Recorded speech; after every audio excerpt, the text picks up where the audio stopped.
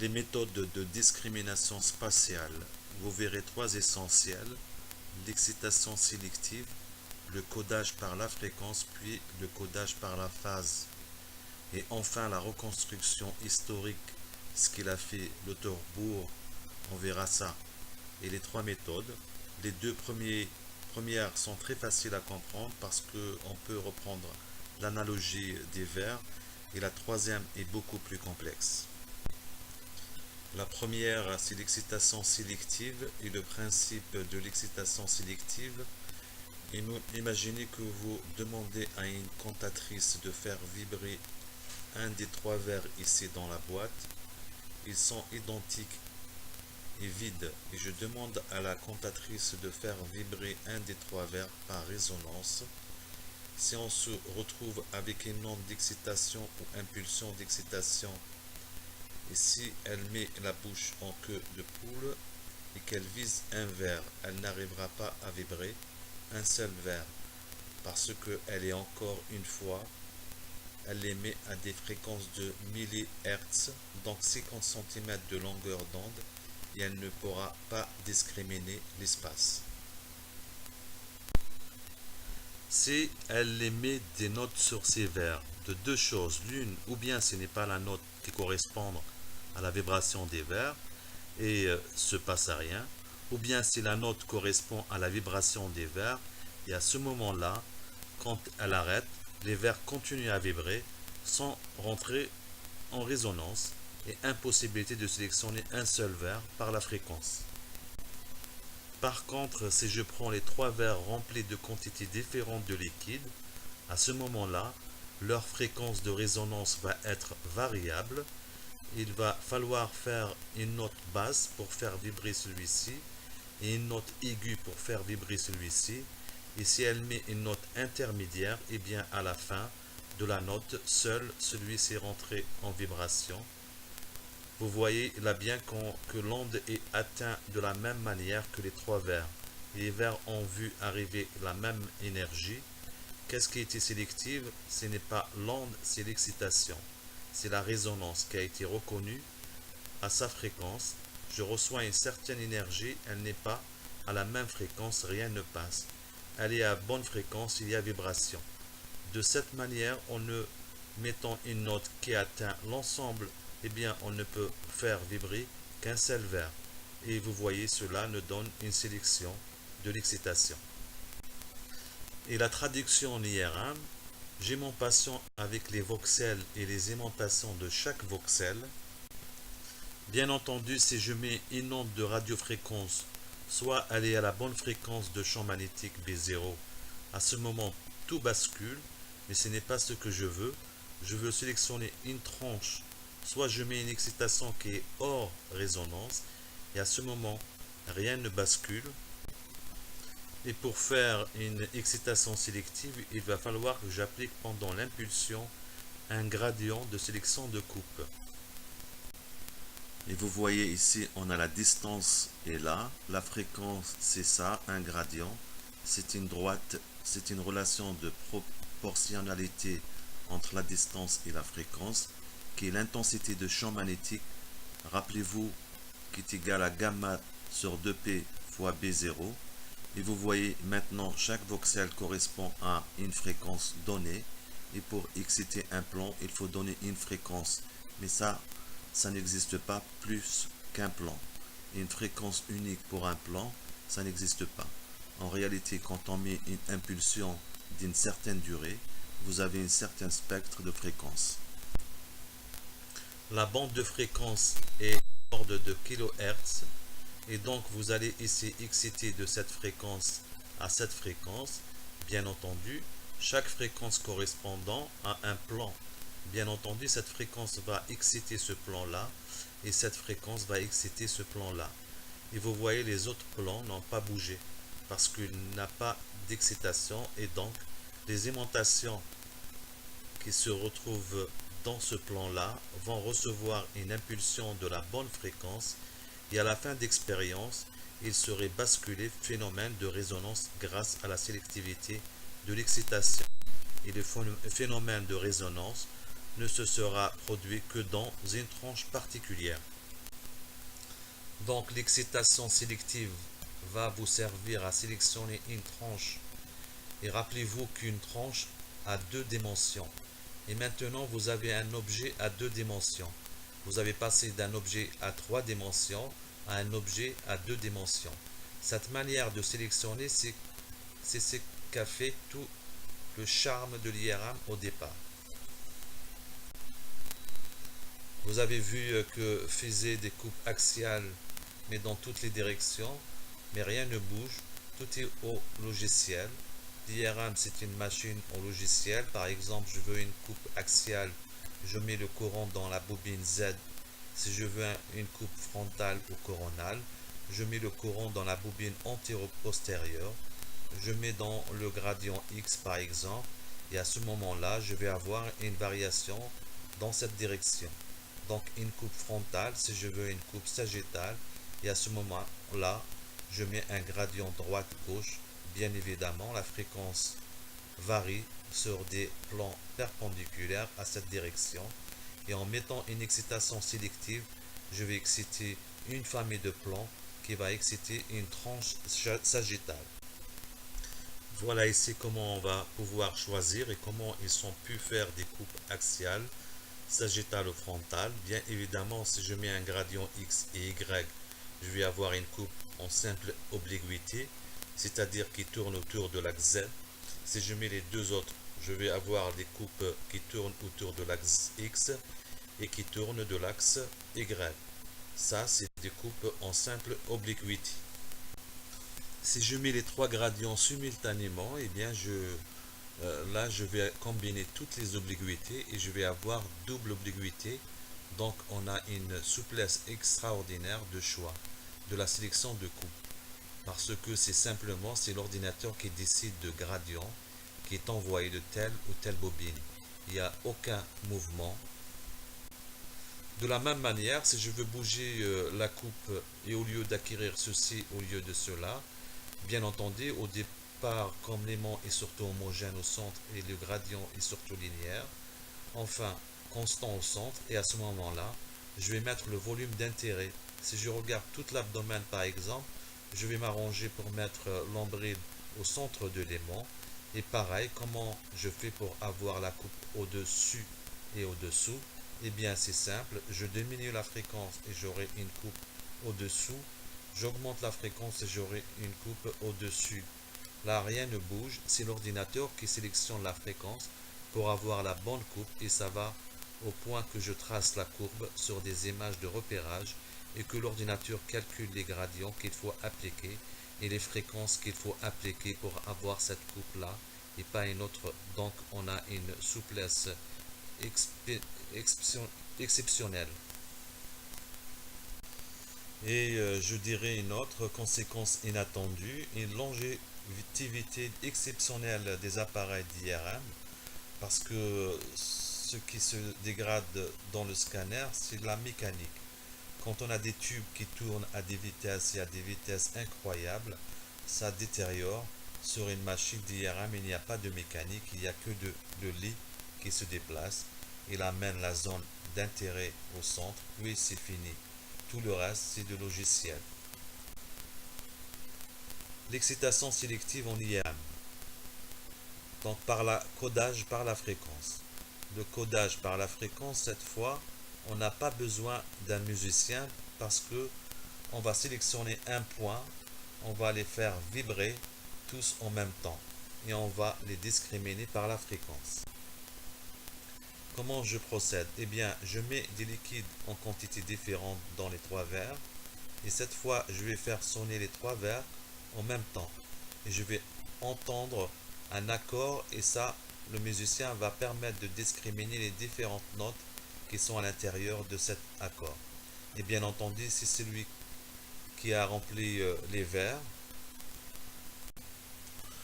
Lorsque je recommence en retirant le verre de centre, je redonne une impulsion. Il va entendre l'accord. Il remarque tout de suite qu'il manque la note de centre et il en a déduit que le verre de centre a été enlevé. Vous voyez, c'est la localisation par la fréquence. Ici, c'est exactement ce qu'il va se passer, sauf en IRM, ce n'est pas des sons, la vibration c'est de la radiofréquence. Et ensuite, on n'a pas forcément l'oreille du musicien. Donc, qu'est-ce qu'il va jouer le rôle de musicien? Qu'est-ce qui va me discriminer les fréquences? Bien sûr, la transformation de Fourier. C'est là où il me faut un ordinateur parce que je vais analyser le signal global qui va sortir de cette boîte et je vais regarder quelles sont les fréquences que les composent. Chaque fréquence correspond à une distance, donc à un point, donc à un objet. Bien entendu, ayant une fréquence différente, vont avoir trois positions différentes. Et si je recommence l'expérience en enlevant le verre de centre, quand je ferai la transformation de Fourier, je verrai que le pic de centre a disparu et je saurai que le verre de centre a disparu. Si le verre de centre est filé, le son va avoir sûrement une moins bonne qualité de spectre, va être plus large, et bien je vais reconnaître que le verre de centre est filé simplement en regardant le pic là-dessus. Donc j'ai une analyse et une localisation point par point. Donc ça c'est le codage par la fréquence. Comment on le réalise en IRM? C'est très facile.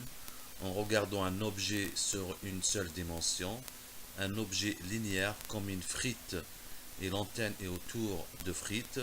Si je bascule l'aimantation de la frite et je mesure le signal, eh bien je n'ai que l'aimantation de la frite, ce qui n'est pas intéressant. Et si je veux faire l'image de la frite, il me faut l'aimantation de ce voxel, de ce voxel et de ce voxel, etc. Et pour ça, je vais appliquer un gradient pendant l'acquisition. Et là, je représente le champ magnétique Bx proportionnel à la distance. Et l'aimantation de ce voxel va tourner plus vite que celle-ci, et plus vite que celle-ci, etc.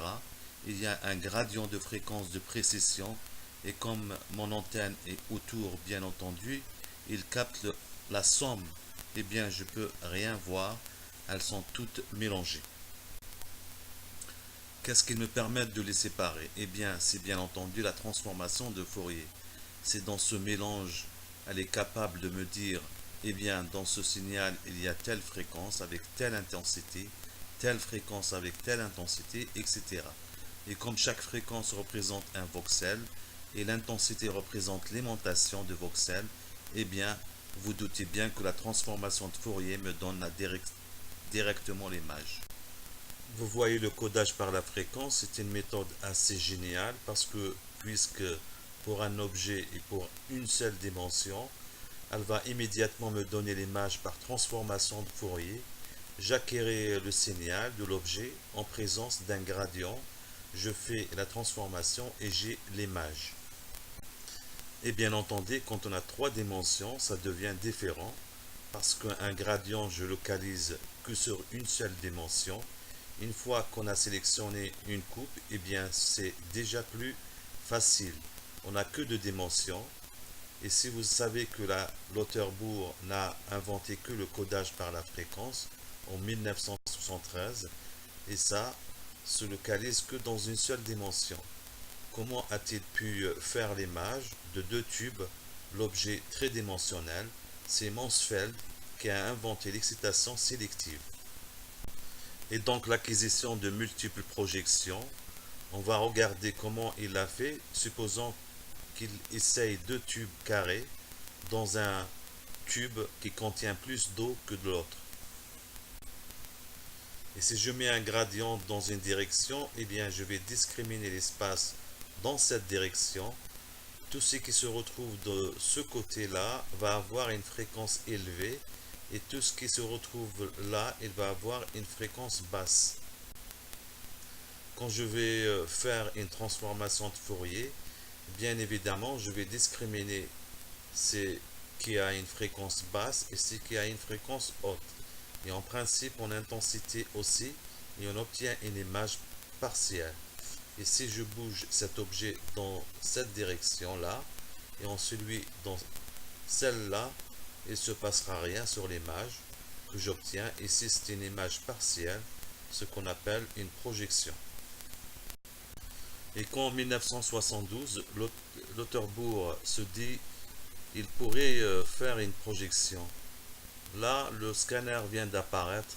Onsfield a produit l'article qu'avec des projections multiples, on peut faire une reconstruction. C'est après, à cette époque-là, il dit si j'ai plusieurs projections, je vais avoir une image.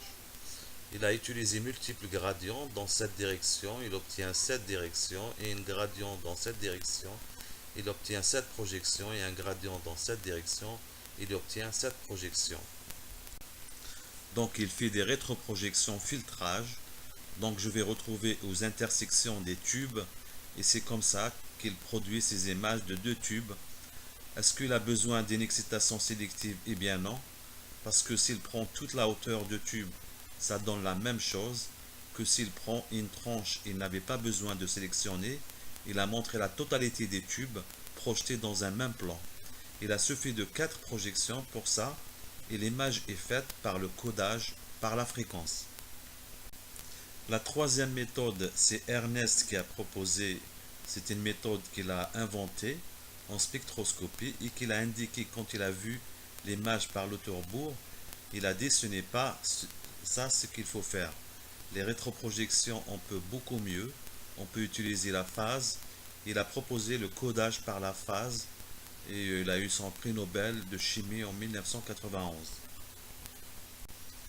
Pour comprendre le codage par la phase, c'est beaucoup plus complexe. Si je veux faire l'image de 2 voxels pour simplifier, et l'antenne se trouve là, autour, et l'antenne est incapable de distinguer ces 2 voxels. Et l'antenne prend la somme, on va appliquer un gradient de champ dans le repère tournant, ça veut dire normalement que tous les aimants tournent dans le même sens. Il n'y a pas des aimantations qui tournent à droite et des aimantations qui tournent à gauche. Et ça se passe comme ceci. Quand je mets un gradient, certains tournent plus vite que les autres. Voilà ce qui se passe dans la réalité. Ceci, tous mes bras tournent à droite. Mais qu'est-ce que j'ai vu, moi, dans mon repère? J'ai vu ça. Et ça se traduit par le fait ceux qui tournent plus vite que moi tournent à droite et ceux qui tournent moins vite que moi tournent à gauche. Et là, on est dans les repères tournants. C'est comme si, quand on avait plus de champ magnétique constant et on négligeait la précession en dehors qui est due au gradient. C'est toujours comme ça qu'on raisonne en imagerie. Dans ce schéma, je montre les aimantations qui tournent plus vite tournent vers la droite ici et les aimants qui tournent plus lentement tournent à gauche, de manière de voir bien le déphasage qui se produit quand je mets un gradient. Maintenant, comment arriver à localiser ces 2 voxels? Parce que l'antenne est sensible à la somme. Imaginons que le champ magnétique est perpendiculaire à l'écran, eh bien, il pointe vers vous et je vais appliquer une impulsion de 90 degrés. Maintenant, il va basculer dans le plan transversal et vous avez le champ magnétique perpendiculaire à l'écran qui pointe vers vous. Ça veut dire qu'au repos, l'aimantation pointe vers vous et si je mets une impulsion de 90 degrés, à ce moment-là, elle bascule dans le plan de l'écran. Je vous montre ici l'aimantation des 2 voxels immédiatement après une impulsion de 90 degrés. Qu'est-ce qu'il mesure l'antenne? Elle est incapable de voir qu'il y a 2 aimantations. Les 2 voxels sont sur un seul point. Pour elle, vu par rapport à la longueur d'onde, et ce qu'elle mesure, la somme, qui n'est pas difficile, vous mettez l'un à bout de l'autre et vous avez la somme. Ici, donc vous voyez que l'antenne va mesurer ceci. Et puis après avoir basculé les aimantations, je mets un gradient de champ magnétique. Quel va être l'effet de champ magnétique?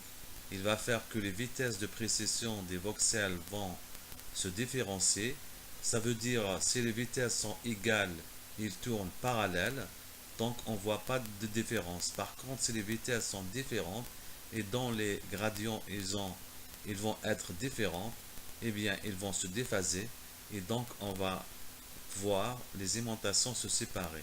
après 1 milliseconde de gradient, alors le gradient en appliquant 10 millisecondes à peu près, insuffisant pour séparer les deux aimantations.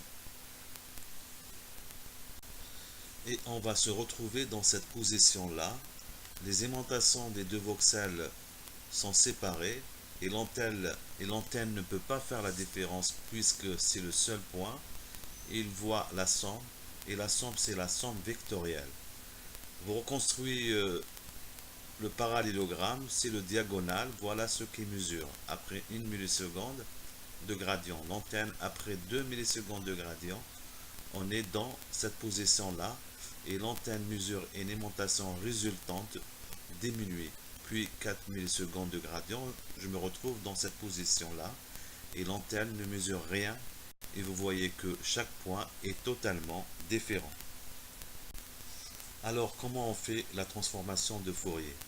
Pour séparer les aimantations, eh bien si on lui dit voilà deux vecteurs tournants qui valent à un temps ou un instant 0 ceci, après un certain déphasage ceci et certain déphasage ceci et puis ceci, c'est-à-dire je lui donne tout simplement le signal. Eh bien la transformation de Fourier va déduire univoque que pour avoir cette valeur puis cette valeur et puis cette valeur, il faut nécessairement que vous ayez un vecteur qui tourne dans cette direction avec telle intensité et un vecteur qui tourne dans cette direction avec telle intensité. Ce qui est très amusant, c'est que pour une évolution donnée de la somme des vecteurs tournants, eh bien vous n'avez qu'une seule combinaison et qui va donner cette combinaison, c'est donc la transformation de Fourier. Vous donnez fonction de l'évolution de la somme, elle va vous donner le nombre de vecteurs qui se combinent en tournant.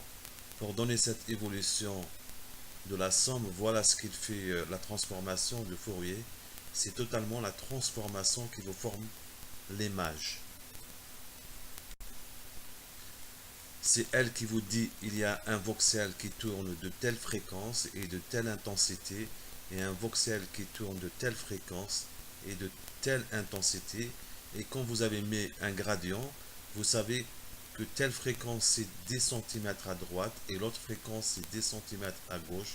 Vous êtes en complètement localisation et vous donnez chaque aimantation. Voilà donc comment marche le codage par la fréquence. Eh bien le codage par la phase vous donne le même résultat mais sur un algorithme différent. Je projette les deux aimantations immédiatement après une impulsion de 90 degrés et je n'applique pas le gradient, je ne mets aucun gradient et je mesure le signal. Et s'il n'y a pas de gradient, les deux vecteurs tournent de la même vitesse, donc j'ai un signal à une seule fréquence, mais l'intensité représente la hauteur totale ici, donc je mesure cette intensité et uniquement l'intensité. Ensuite, je laisse les aimantations revenir à 1 à 3 secondes. Pour les aimantations, ils vont revenir perpendiculaires à l'écran. Et à ce moment-là, on réapplique une impulsion de 90 degrés. Et cette fois, je mets, avant d'acquérir un gradient, comme ceci, très faible, de 1 à 2 millisecondes. Qu'est-ce qui va se passer? Eh bien, pendant le gradient est appliqué, les aimantations tournent à des vitesses différentes. Donc, elles se déphasent, mais une fois le gradient est arrêté de nouveau, elles tournent de la même vitesse. Donc, il y a plus de déphasage. Ce qui veut dire que le gradient des aimantations passe de cette position à celle-ci. Et une fois que j'arrête le gradient, elles sont figées dans cette position. Et si je fais l'acquisition maintenant, je mesure toujours la somme, mais avec une amplitude qui aura diminué en raison de ce déphasage. Je laisse relaxer les aimantations, je remets une impulsion de 90 degrés, et à ce moment-là, je mets un gradient 2 fois plus fort, et je fais l'acquisition. Le gradient 2 fois plus fort fait que les vitesses sont 2 fois plus différentes, et que le déphasage va être 2 fois plus important. Et cette fois, au lieu d'avoir des aimantations dans cet endroit, dans cette position, Mais une fois que j'aurai arrêté le gradient, je fiche les aimentations dans cette position. Et elle tourne sans déphaser, bien entendu. Quand je vais mesurer le signal et la diminuer parce que les aimantations se sont déphasées. Et le signal que je vais mesurer, il m'en suffit de prendre l'amplitude. Enfin, je recommence l'expérience avec un gradient 3 fois plus fort et qui va m'amener les aimantations dans ce sens-là. Et quand je mesure le signal, bien entendu, je mesure 0. Maintenant, si je dis à la transformation de Fourier, je veux mesurer un point qui a cette valeur-là, un point qui a cette valeur-là et un point qui a cette valeur-là, etc. Il va me dire si c'est l'évolution de la somme, il y aura un vecteur qui va tourner dans ce sens-là avec telle fréquence et telle intensité. Eh bien, un vecteur qui tourne dans ce sens-là, donc j'ai induit une pseudo-fréquence et en fait une acquisition stroboscopique. Au lieu de faire tourner les vecteurs et d'enregistrer en même temps, je vais tourner d'une position, j'enregistre, je reviens à l'équilibre, je fais tourner d'une deuxième position, j'enregistre, je reviens à l'équilibre, je fais tourner d'une troisième position, j'enregistre, et la succession des valeurs que je vais mesurer est exactement la même, et la transformation de Fourier va me donner le même résultat, que ce soit le codage par la phase ou par la fréquence. De toute façon, je vais avoir des aimantations qui vont se déphaser comme ceci, et qui vont me faire varier la somme de l'aimantation pendant qu'elle tourne à des fréquences différentes. Et évidemment, vous voyez que la somme de l'aimantation va suivre une certaine variation. Si je dis à la transformation de Fourier, si je lui donne ce signal, elle va comprendre que la somme est d'abord ceci, puis ceci, puis ceci, puis ceci, etc. Et elle va me répondre pour qu'il ait une telle évolution de la somme, il faut que telle fréquence avec telle intensité et telle fréquence avec une telle intensité. Et vous voyez apparaître ici l'image de vos voxels. Si je vous décris ce principe, est-ce que c'est de codage par la phase ou par la fréquence? On est incapable de dire. Si l'acquérir en direct dans l'application de gradient, c'est de codage par la fréquence. C'est l'acquérir point par point, une impulsion 90 degrés, une mesure, une autre impulsion de 90 degrés, un déphasage, une mesure, une impulsion de 90 degrés, un déphasage, une mesure. Je vais acquérir point par point et cette fois, je vais faire le codage par la phase. Mais le résultat de codage par la fréquence et de codage par la phase est exactement le même. Ce qui a changé, c'est l'algorithme. Et quel est l'intérêt d'avoir un codage par la phase? Vous doutez bien ici, on peut mettre un gradient pendant 10 millisecondes et enregistrer toutes ces valeurs. Là, en 10 millisecondes. Je vais aller infiniment plus vite que si je prends ces valeurs-là et on laisse relaxer une seconde. Cette valeur-là est laissée se relaxer en une seconde, etc. Et si je veux 128 valeurs ici, je vais devoir 128 échelons de gradient avec chaque fois une mesure et une seconde de relaxation. Alors 128 secondes, donc ça fait 2 minutes. Alors le codage par la phase n'a aucun intérêt. Mais quel est l'intérêt d'avoir un codage par la phase? Eh bien, il n'a aucun intérêt, sauf que je vous ai dit quand on avait 3 dimensions de l'espace, et que pour localiser dans les 3 dimensions, il fallait appliquer un gradient pendant l'impulsion, un gradient pendant l'acquisition, et un troisième gradient à un autre instant. Mais quel instant? Si je le mets avant l'impulsion, il n'y a pas de signal. Si je le mets après l'impulsion, il y a de signal, mais sans intérêt. Après l'impulsion, donc j'acquéris pas bien de signal. Évidemment, le seul créneau qui me reste, c'est entre l'impulsion et l'acquisition. Eh bien, c'est exactement qu'est fait le codage par la phase. Regardez ce que j'ai mis ici. Je mets une impulsion. Je mets un gradient de champ magnétique pour déphaser sans acquérir. J'arrête le gradient et j'acquéris.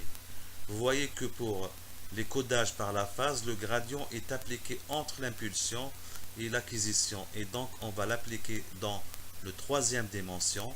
c'est-à-dire le codage par la phase, prend toute sa dimension. Parce que à ce moment-là, on va avoir une direction pour l'excitation sélective qui va nous limiter à une tranche. Et dans ces deux dimensions, on va utiliser une pour le codage par la fréquence et une pour le codage par la phase. Et donc le principe de codage par la fréquence, on va regarder comment ça se passe concrètement. Voilà là l'objet, c'est une frite. Et on a vu tout à l'heure, et si j'applique un gradient le long de la frite et que je fais l'acquisition, j'obtiens un signal qui ressemble à ceci, qui est le mélange de toutes les fréquences de toutes les voxels. Voilà à quoi se ressemble le signal. Et si je fais la transformée de Fourier de ce signal, ça me montre à telle fréquence il y a telle intensité, telle fréquence il y a telle intensité, et si je retrouve l'image de la frite. Si j'ai une simple frite à imager, il suffit de mettre un gradient pendant l'acquisition et de prendre le signal et faire sa transformée de Fourier. C'est ce qu'on appelle le codage par la fréquence. Mais bien, quel est l'objet le plus complexe après une frite? Eh bien, quand on a deux frites. Cette fois, je fais faire l'image de deux frites. Et bien entendu, je vais faire des gradients le long des deux frites pour discriminer dans ce sens-là. Mais attention, qu'est-ce qui se passe quand j'acquéris avec ce gradient? Vous voyez ce voxel et ce voxel-là, ils ont la même fréquence et à cette fréquence, je vais avoir la somme dans ces deux voxels. Donc évidemment que ce gradient ne discrimine l'espace que dans une seule direction. Et je suis incapable de reconnaître qu'il y a deux frites et je vais reconnaître qu'il y a une frite qui a deux fois plus d'aimantation. Donc l'idée première, c'est de mettre un deuxième gradient dans cette direction. Et cette fois-ci, les fréquences varient dans ce sens-là. Mais le problème, si je mets le gradient simultanément dans cette direction et dans cette direction, on va avoir un gradient résultant oblique. Ça veut dire je vais avoir une projection des deux frites sur cette direction-là et donc ils vont être mélangés. Mais ils vont être mélangés et on n'est aucun cas, on pourrait les séparer. Et vous voyez là que ce n'est pas la bonne solution. Alors, ce que je vais faire, je vais acquérir 128 signaux et tous les signaux vont être acquis avec ce gradient en vert. Là, et simplement d'un signal à l'autre, je vais augmenter progressivement ce gradient. Là, qu'est-ce que va produire? Eh bien, évidemment, quand j'acquéris là à 0, vous reconnaissez simplement le signal d'une frite. Simplement, il est deux fois plus fort parce qu'il y a deux frites. Et vous doutez bien, si en acquérant qu'avec ce gradient-là, le signal d'une frite ou de deux frites, c'est la même chose et un facteur près. Maintenant, avant l'acquisition, je vais mettre ce gradient rouge là. Donc, je mets une impulsion radiofréquence. J'applique une impulsion de ce gradient et puis je le coupe. Qu'est-ce qu'il va faire ce gradient? Eh bien, il va séparer les aimantations des deux frites et puis c'est tout. Par contre, maintenant que je vais mettre le gradient vert ici, eh bien, il va séparer les aimantations des voxels. Il va me discriminer les voxels. Donc, comme j'acquéris avec le même gradient, donc je vais obtenir le même signal. Mais vous voyez, il est plus faible parce que les deux voxels qui ont la même fréquence pendant le gradient par le codage par la fréquence ont été déphasés par le gradient de codage par la phase. Donc l'intensité pour les deux voxels a diminué. Je recommence par la troisième valeur. À ce moment-là, le signal diminue encore. Et une quatrième valeur, il va encore diminuer. Et à ce moment donné, les aimantations des deux frites vont être comme ça. Alors, j'aurai aucun signal. Et si je continue là, gradient ici va être tellement fort qu'il va me déphaser en négative les deux frites. Et ça m'amène ici. Et si je regarde dans ce sens-là, vous avez vu que c'est le gradient que j'ai obtenu pour la frite. Et si je regarde dans ce sens-là, je vais observer les variations de deux voxels quand je mets un gradient. Mais pourquoi c'est apparu les deux voxels et la frite? Vu de là, ces deux voxels, donc c'est à partir de là qu'on a toute l'information spatiale. En premier lieu, qu'est-ce qu'on va faire? Mais on va faire en premier lieu la transformation de Fourier des lignes de chaque signal. Et ça va donner ceci, que chaque transformé de Fourier va nous donner en fait une somme de frites et dont l'intensité varie comme il y avait deux voxels. Maintenant, je vais faire la transformée de Fourier des colonnes, ici dans l'autre sens. Et à ce moment-là, vous voyez que cette variation-là me fait ressortir sur chaque ligne deux voxels. Et ces deux voxels vont me reconstituer l'image des deux frites. Vous voyez ici, faites ce qu'on appelle l'image par transformée de Fourier bidimensionnelle. Va être une extension de codage par la fréquence en moyenne par le codage de la phase. C'est une extension à deux dimensions de codage par la fréquence grâce au codage par la phase. Vous voyez dans les deux cas, ici j'avais uniquement la transformée de Fourier d'un signal unique. Maintenant j'ai la transformée Fourier bidimensionnelle, ligne et colonne, d'une matrice de signaux que j'ai acquis avec différentes valeurs de codage par la phase.